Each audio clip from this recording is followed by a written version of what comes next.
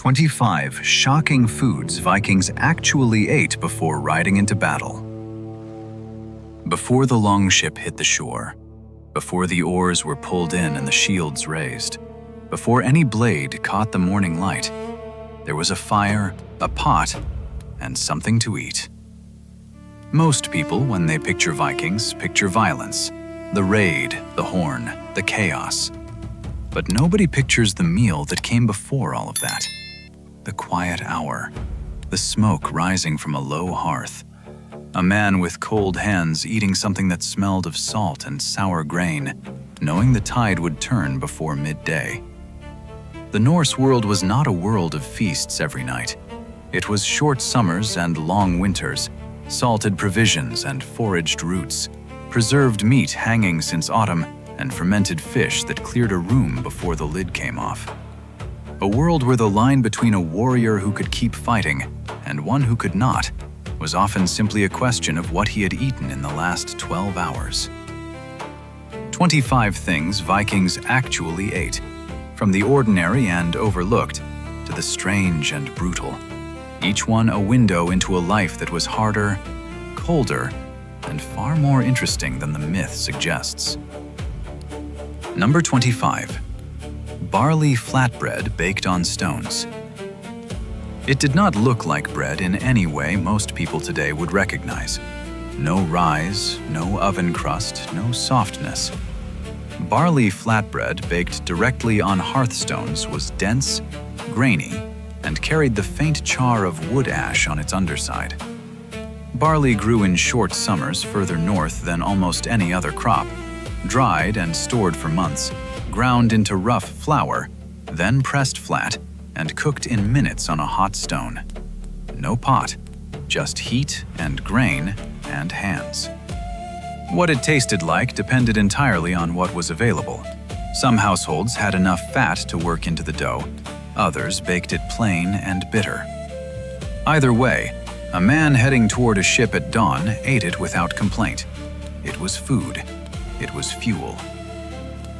Number 24. Skyr with dried berries. Skyr is not yogurt, though it is often described that way. The texture is thicker, closer to soft, fresh cheese, and the sourness sits at the back of the throat. Norse households made it by separating curds from whey, pressing out the liquid, and storing what remained in wooden containers kept cool in cellars or half buried in the ground. Lingonberries, cloudberries, crowberries, whatever grew nearby, were picked in summer and dried until they shriveled to hard, intensely flavored pellets. In winter, or before a long journey, those berries went into the skyr. Compact, calorie-dense, and portable in a way that hot stew was not. Number 23. Smoked lamb strips. The autumn slaughter was one of the defining rhythms of Norse life. Livestock that could not be kept through cold months were killed and preserved before winter locked the ground. Lamb strips were cut thin, rubbed with salt when available, and hung in the upper reaches of a longhouse where smoke from the central hearth coated everything above a certain height.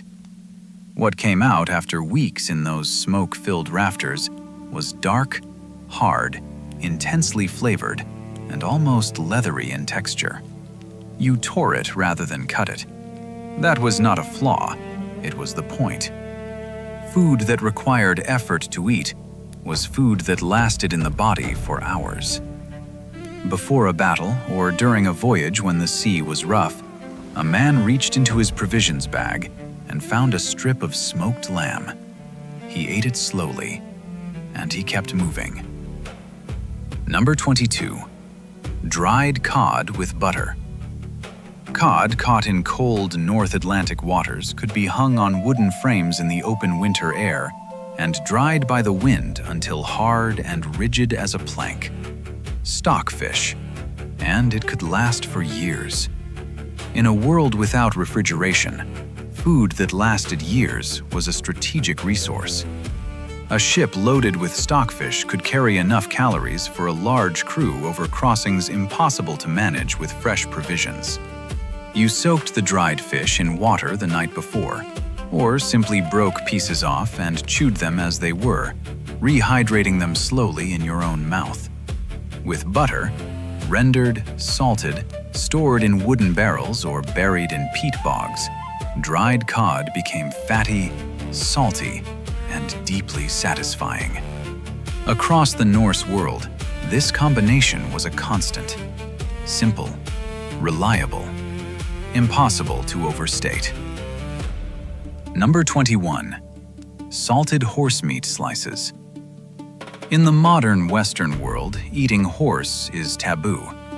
In the Viking Age, it was not only practiced, it was specifically connected to pre-Christian Norse religious ceremony, making it a serious point of contention when Christian missionaries arrived. Horses were valuable animals, used for transport and as markers of status. Killing one for food was not done casually.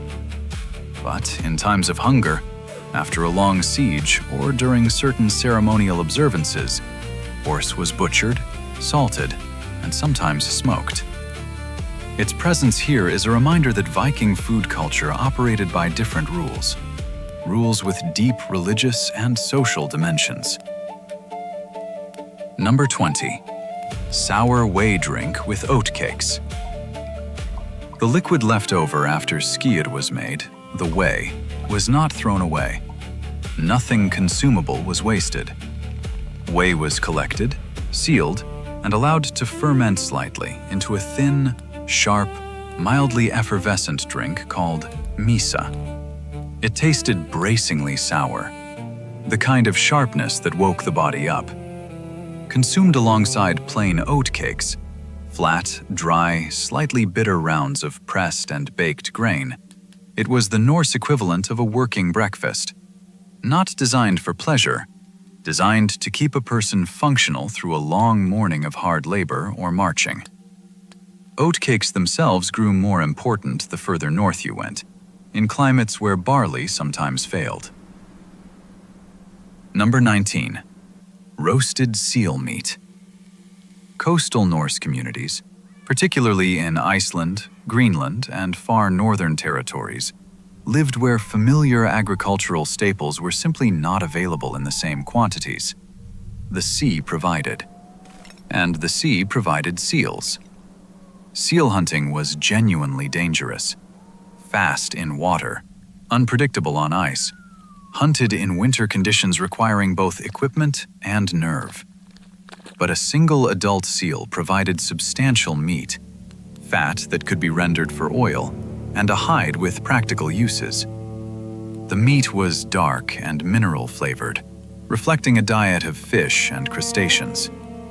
Roasted over open fire, the fat melted into the flesh and created a richness unfamiliar to anyone who had only eaten land animals. Number 18.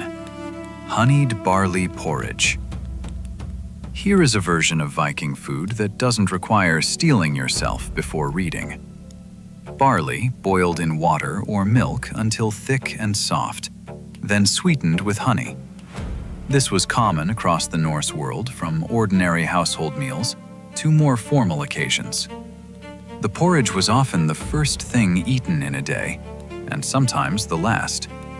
For children and the elderly, it was among the most digestible foods available when harder preserved foods dominated winter. Before a campaign, it appeared plainer: more barley, less honey. In the middle of a dietary landscape full of salted fish, smoke-blackened meat, and sour fermented drinks, here was something a grandmother in almost any culture would recognize: grain, sweetness, warmth. The oldest formula in the world. Number 17. Pickled herring with onions. Herring were caught in enormous seasonal runs in the North Sea and the Baltic, and the sheer volume available during peak season created a familiar problem. How do you keep all of this before it rots? Salt was the answer. Barrels of herring packed in brine became one of the most reliable winter food stores in the Norse world, going in fresh and coming out months later still edible, sharply flavored. firm in a way fresh fish was not.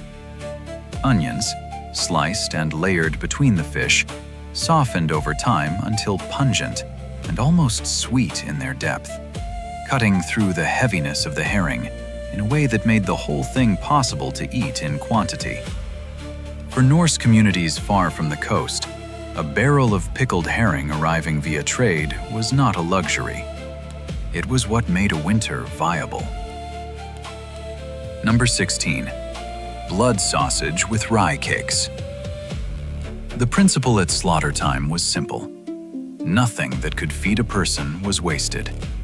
When an animal was killed, the blood was collected immediately. It clotted fast and could not be stored fresh. So it was used within hours, mixed with fat, grain, dried herbs, and sometimes onion, packed into lengths of cleaned intestine, and boiled or smoked until it set into dense, dark cylinders. Blood sausage was calorie-dense, used parts of the animal that would otherwise be lost, and could be stored and reheated when needed.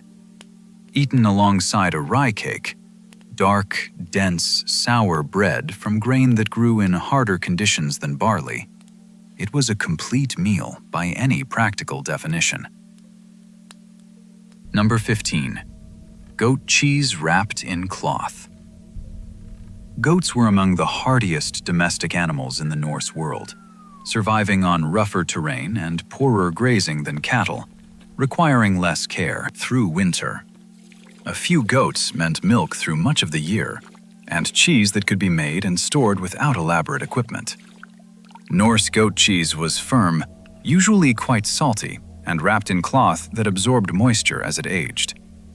Some versions were pressed and dried until hard enough to require serious effort to chew. That was a feature, not a flaw. Hard cheese traveled well, lasted long, and delivered fat and protein in a form needing no cooking, no water, and no fire. Here is where the Viking diet becomes about logistics as much as food. Number 14. Hazelnuts and dried apples. Hazelnuts grew wild across much of the Norse world and required no cultivation. Collected in autumn and dried, their fat content was high enough to make them genuinely useful as a calorie source, not just a snack. Apples, grown in temperate Norse regions or traded from further south, were sliced and dried on cords until most of their moisture was gone, leaving something intensely sweet, slightly chewy, and concentrated in flavor. The combination, fat from nuts, quick energy from dried fruit, was among the lightest and easiest foods a warrior or traveler could carry. No container, no preparation. You reached into a bag, ate a handful, and kept going. Number 13. Boiled mutton with leeks. Here is the meal that most ordinary Norse households would have considered a genuinely good one. Not a feast, just something warm, substantial, and carrying enough flavor to feel like more than fuel. Sheep were kept across terrain that cattle could not easily use, and older animals past their productive prime were boiled in iron or soapstone pots over the central hearth. Long, slow cooking broke down the muscle fibers in a way roasting never would. Leeks survived cold better than most vegetables, and, added to the mutton pot, softened until barely distinguishable from the broth. Flavor absorbed into the liquid, texture almost melting. The broth itself was never wasted. This was not a heroic feast. It was Tuesday. It was what a family ate when no one was fighting and everyone was hungry. Number 12. Smoked salmon from river camps. The rivers of Scandinavia, Iceland, and Norse-settled territories ran with salmon at specific times of year, in quantities almost impossible to imagine by modern standards. Norse communities built their annual calendar of preservation around them. Salmon was gutted, split, rubbed with salt when available, and hung over smoky fires built from birch or alder wood for days. The fish emerged amber-colored, dense, rich from natural fat, sharp from smoke and salt. Nothing like modern smoked salmon, more aggressive in every sense. Stored properly, it lasted for months. It could be broken into pieces and eaten dry, or softened in hot water to create a broth carrying its flavor through an entire meal. Number 11. Turnip and bacon mash. Turnips grew where many vegetables could not, survived cold storage through most of a winter, and provided starchy bulk that stretched salt pork through more meals than that food alone could support. Boiled and mashed turnip with rendered bacon fat and small pieces of salted pork was dense, filling, slightly sweet from the turnip, smoky and salty from the meat. Not exciting, not unpleasant. Simply food that stuck to the stomach in a way that lighter foods did not. For a household at the end of a long winter, when the better stores were depleted, and what remained was turnips in the cellar and the last of the salt pork, this mash was survival on a plate. Nothing poetic about it, just enough. Number 10. Birch bark roasted fish. When you had no pot, no spit, no stone platform, but you had a fire and a fish, birch bark was the answer. A fresh fish placed inside a wrapped piece of birch bark, sealed at the edges and set directly in the coals, steamed in its own moisture. The bark charred on the outside without transferring that char to the fish within. What emerged was a fish retaining its fat, its moisture, and a faint, clean wood smoke flavor. This was field cooking, campaign cooking, the kind of technique learned not from a recipe, but from necessity, passed on by watching someone who had already figured it out. Before a raid, or during a pause on a long march, a Norse warrior might have eaten fish cooked exactly this way. Simple, effective, forgotten by history, but real in every detail. Number 9. Fermented coastal fish. Take a breath before this one.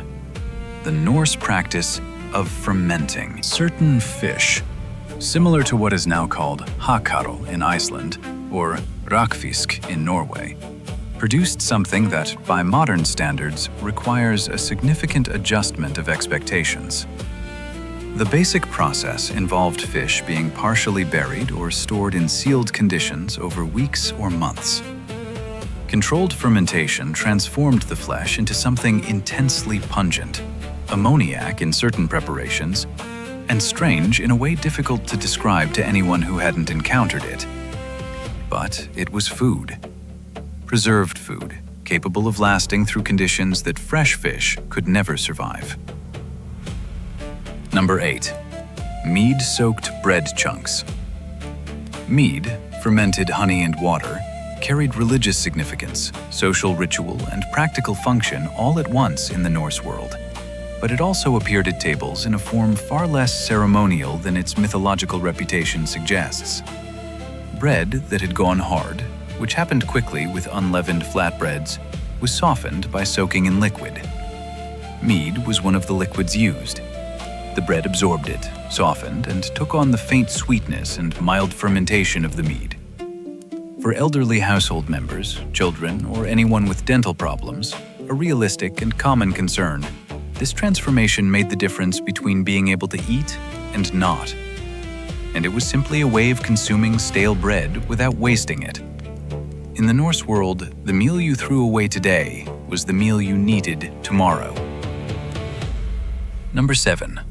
Wild bird roasted on a spit.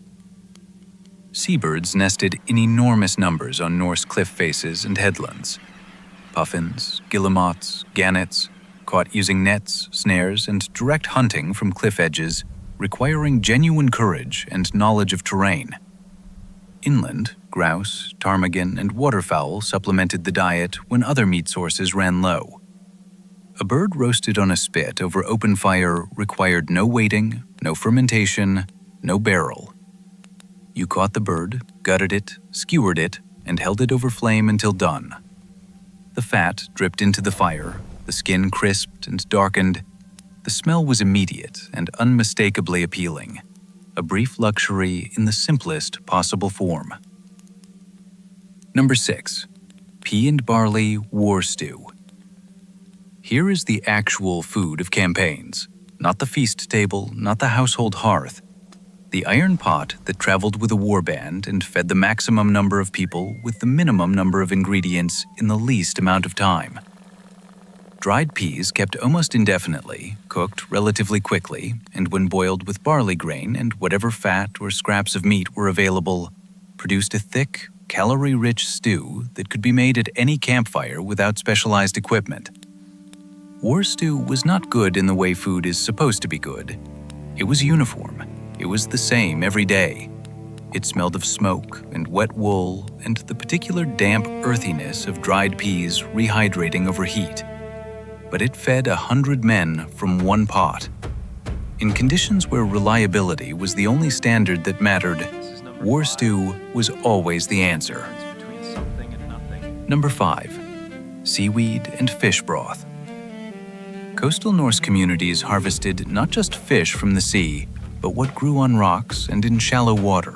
Seaweed in multiple forms, used as flavoring and as a stretching ingredient in broths and stews. Seaweed was gathered at low tide, dried or used fresh, and added to pots of simmering water along with fish bones, fish heads, and any available scraps. The result was a broth that was thin but intensely flavored, briny, mineral, with a depth coming from iodine-rich seaweed and gelatin releasing slowly from fish bones over hours of simmering. For the very poor, or for a crew at the end of their provisions, this broth was the difference between something and nothing. Warm, salty. Number 4. Reindeer meat strips. For Norse communities in the far north of Scandinavia, reindeer was a primary meat source with seasonal and cultural importance that went well beyond simple nutrition. Large autumn hunts produced quantities of meat needing to be processed quickly. Much of it was cut into strips and dried over fires or in the cold, dry Arctic air until stiff and dark and able to be broken rather than cut. Some was smoked, some was left outside in winter temperatures, preserved naturally for months by the cold. The dried strips were among the most efficient travel foods in the Norse world. Number 3. Flatbread with animal fat. Here is where we strip everything back to the absolute minimum. Just flatbread and fat. Rendered animal fat. From sheep, pig, seal, or whatever had been slaughtered most recently, was stored in sealed containers and used as a fundamental calorie source throughout the Norse diet. It appeared in almost every cooked dish, and it appeared on its own, spread onto flatbread, as a meal when nothing else was available or when speed was the only concern. Fat is calories in their most concentrated form. In a world where caloric sufficiency was never guaranteed, and where cold and hard physical labor both increased the body's demands significantly, eating fat directly was not deprivation. It was intelligent. Flatbread with animal fat was eaten by warriors on the morning of campaigns, by children when the stew had run out, by sailors when more elaborate provisions were exhausted. No ceremony, no recipe, just the fundamental transaction between a person and the fuel they needed to stay standing. Number 2. Dried mushroom and onion soup. Forests across the Norse world produced wild mushrooms in autumn in quantities that households could not afford to ignore. Chanterelles, birch boletes, and various edible species were gathered, sliced, and dried, hung on strings near the hearth or spread on flat surfaces until all moisture was gone. When rehydrated in hot water, they released a concentrated, earthy, deeply savory liquid that transformed plain water into something with actual depth. Combined with dried onion, the resulting soup was thin but intensely satisfying in a way that stretched well beyond its calorie content. This was the food of late winter. the food of the soldier waiting in camp, the food of the household that had exhausted better options, but still had mushrooms in the dried stores and onions hanging in the rafters. The food that sustained a civilization through its hardest months was rarely dramatic. It was available, it was carefully made, and it was the reason the people who made it were still standing in the morning. Number 1. Last ration Viking oat cakes. There is a moment that every Viking warrior, sailor, or traveler knew, but probably never spoke about directly. The moment when you reached into your provisions and found that what you were holding was the last of what you had brought. After the smoked meat, after the dried fish, after the pickled herring and the skyr and the flatbread and everything else on this list, what remained at the very bottom of every provision bag was the oatcakes. Oatcakes were made to survive. Baked hard and dry until almost all moisture was removed, they did not spoil the way other foods did. They had almost no flavor beyond bare grain, dense without being soft, filling without being satisfying, lasting weeks or months without deteriorating. They were not made to be enjoyed. They were made to be there when everything else was gone. A Viking warrior eating his last oatcake before a battle was not having a meal. He was making a decision, choosing to put something, anything, in his body before the fighting started, because he understood, without articulating it, that the body works better with fuel than without, that even stale, flavorless, hard oatcakes were better than nothing, because nothing was the alternative. This is where Viking food stops being about history and becomes about something simpler. A person, a fire, a long road ahead, the last thing left in a bag, the decision to eat it and keep going. The entire story of Norse survival, the voyages across unknown ocean, the raids on foreign coasts, the winters in Greenland that killed people who were not careful, the harvests and the famines, and the long, dark months, runs through the same question that every one of these 25 foods was trying to answer. How do you keep going? You eat what you have. You preserve what you can. And when the last oatcake is in your hand and the shore is in sight, you eat it and you move. The Vikings did not eat like legends. They ate like people trying to survive in one of the most demanding environments in the medieval world. And they built everything they built on the back of dried fish, sour whey, smoked meat, and the last cakes at the bottom of a bag. Which of these 25 foods do you think you could have actually lived on? Leave your answer below.